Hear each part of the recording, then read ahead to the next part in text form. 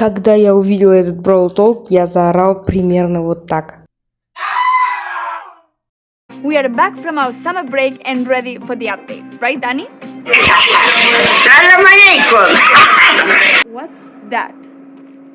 Meet Dannytron 3000, a genius robot I developed myself, capable of presenting any update. I see. Good job, Danny. And welcome to brovltolk.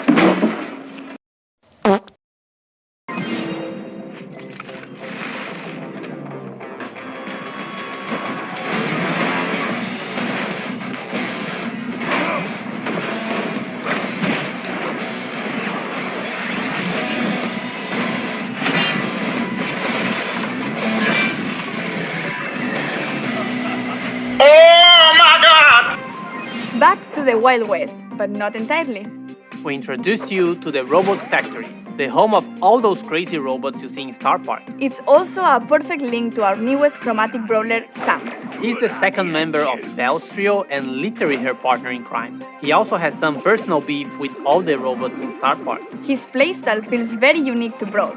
When equipped with his knuckle busters, he does a stronger close-range attack that can hit multiple enemies at the same time.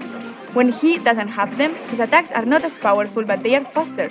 And while he has his knuckle busters, his super bar is always full, meaning he's the first brawler who already starts with his super available. Activating his super with his knuckle busters on will throw them and will damage everything on their way.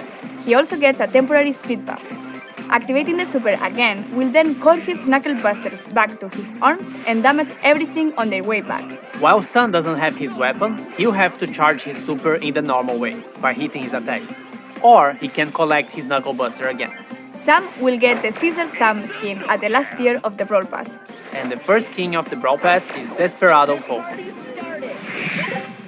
Completing the Calamity Gang will have Lawless Lola as the Power League skin and Crowbone for gems. We will also be getting Moon Bunny Squeak for the Moon Festival in Asia, Stone's Pen, it will make sense, I promise, and Mecha Mortis, our newest 299 gem skin with custom voiceover and visual effects. And if you get him on release month, you get his spray, profile picture, and a whole set of his pins for free.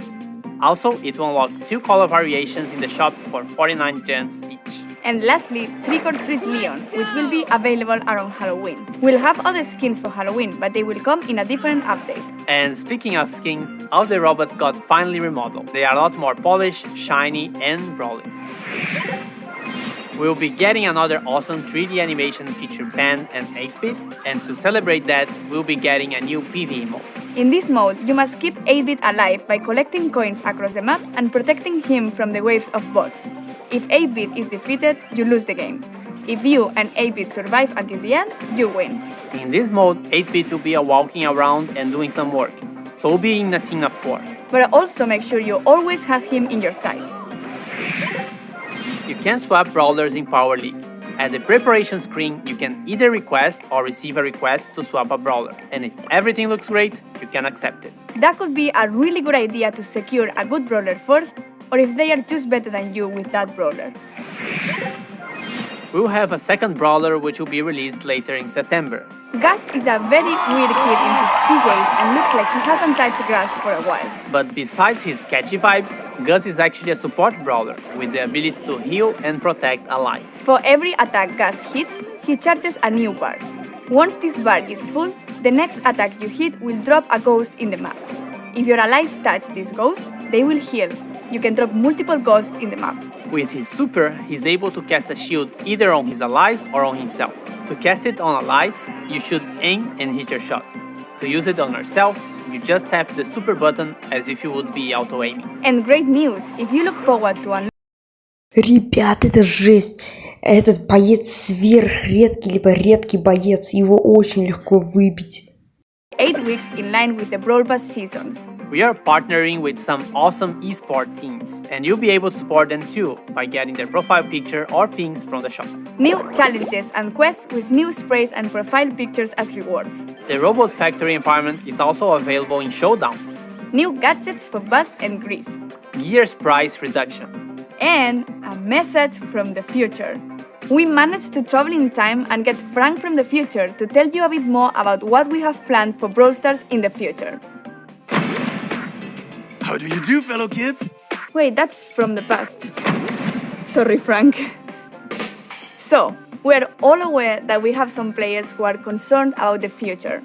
What do you have for the community? Well, for the last few months, we've focused on designing and building our high-level roadmap for the future. And this is the first time ever we are talking about our future plans with you, our players. Why are we doing this? We feel there's a disconnect between you and us, and we'd like to resolve it. So, let's talk about the next update. To get this out of the way, yes, we are going to rework gears. We didn't plan to make changes to the system this year, but we understand your feelings and frustrations about it, and we share most of them. Consequently, we decided to prioritize this and push back other changes. In fact, we're going to make some changes already in this update. We reduced the cost to craft gears and gear levels by about 50% in the coming update by reducing the amount of required scrap and tokens. So, should we talk about October a little bit? We're going to simplify the flow on how you acquire gears and decrease their cost. And at the same time, we're going to introduce additional, more specific gears which won't be usable for all the brawlers. And can we talk about what happens to existing gears? We're pretty much hitting the reset button for gears and will reimburse all existing scrap, gear tokens and already crafted gears to you. This will happen in coins, and coins will play a much bigger role in how to unlock gears in the future. This essentially allows you a full respec for gears once the October update arrived. Refunds will be based on the total amount of scrap and gear tokens you've collected since we've introduced them last year. Cool, and there is more, right? Why, Paula? Yes. We're also reworking the existing PvE weekend modes. We ultimately don't believe they are fun anymore, and we're going to replace them with a new, more dynamic PvE system, which will introduce new features including multiple stages, persistent power-ups, different environments and new types of enemies and bosses. Almost like a place where we'll be able to tell a story in the future. We also have plans beyond October. That's right. The timeline becomes a bit more uncertain at this point. However, there are a few bigger topics we would like to tackle. And the first one is affecting the current progression system and its reliance on luck, in order to unlock brawlers.